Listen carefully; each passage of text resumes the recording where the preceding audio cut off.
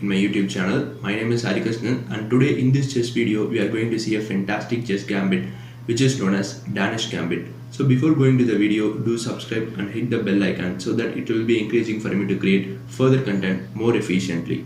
Thank you. E4, E5, D4. We are just inviting him to capture this pawn at D4, and pawn takes the pawn at D4, and again C3, pawn takes the pawn at C3, bishop to C4, nicely attacking this weaker square, and pawn takes the pawn at B2, and bishop takes the pawn at B2. So though we are down by 2 pawns, we are much developed by position. Our two bishops are nicely attacking this diagonal of the weaker square of the king, and also our queen is anytime ready to come out and attack the king. So the game is out and out attacking game, so make sure that you don't lose any pieces from here. These two bishops are crucial in your game, so make sure that you utilize it in a proper manner. So this is the actual setup required for Danish Gambit. From here we can expect many possible combinations from the black side, so no worries, we can try out all the possible combinations from the black side. So the first move you can expect is queen to G5, nicely attacking this weaker pawn. Just allow him to capture this pawn because this is kind of poison pawn. Knight to F3, just a development move. King takes the pawn at G2, and rook to G1,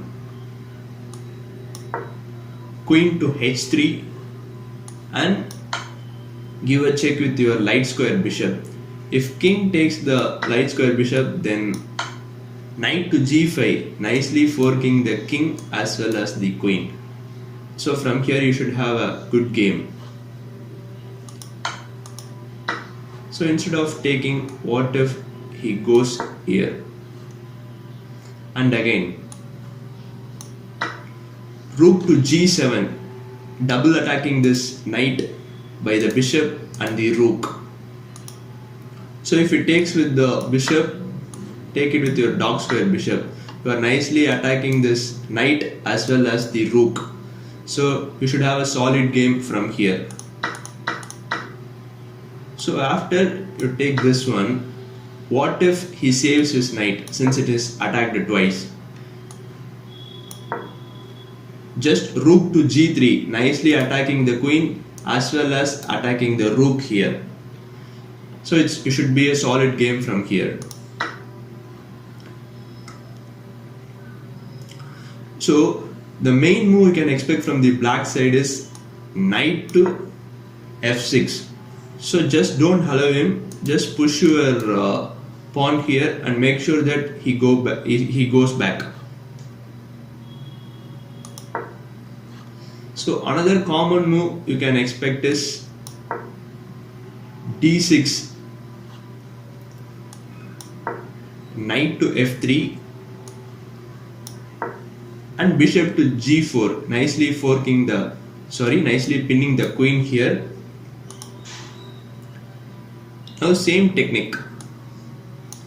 Give a check with your light square bishop. After the king takes, give a check with the knight.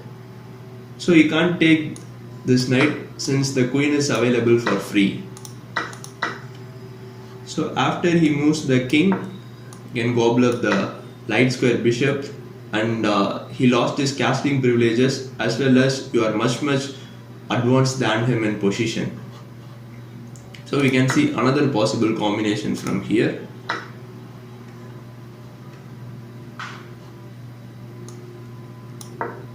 Knight to F6,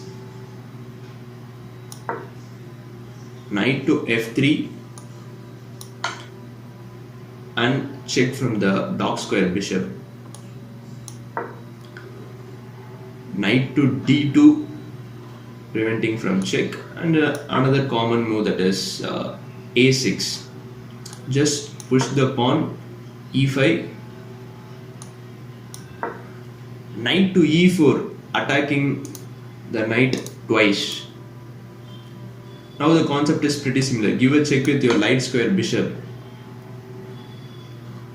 After the king takes, queen to b7. After the king moves, you can nicely gobble up this dark square bishop, and it should be a good game for you from here.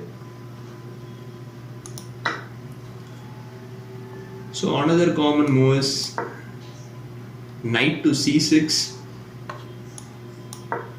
knight to f3, knight to f6, and push your e5 pawn. Knight to e4, and again the concept is pretty same here. Give a check with your light square bishop. After the king takes, give a check with your queen, and after the king moves, you can nicely gobble up this knight here, and from here it should be a good game for you since he has lost his castling privileges and the king is pretty much exposed here. So here, instead of taking this light square bishop, what if the king moves to f8?